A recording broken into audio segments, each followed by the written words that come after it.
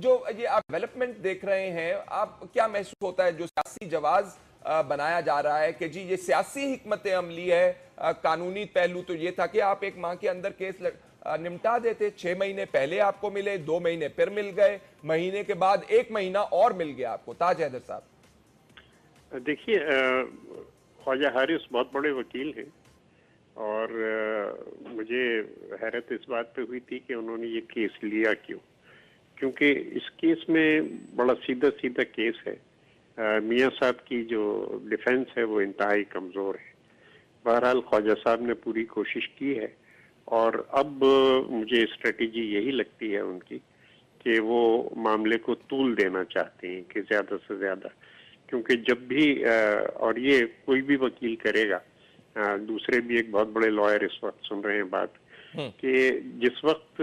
आपका डिफेंस कमज़ोर हो तो फिर आप चाहते हैं कि इसको मामले को तूल दिया जाए। जी लेकिन ख्वाजा साहब ने डिफेंस किया है और बिल्कुल एक केस के जिसमें डिफेंस किया ही नहीं जा सकता था उसमें उन्होंने अब मैं वकील नहीं हूँ, हमारा काम, लेकिन ये कि जो कुछ देखता रहा हूँ मैं या जो जेआईटी रिपोर्ट मैंने स्टडी की थी उसके बाद इस केस में कोई जान थी नहीं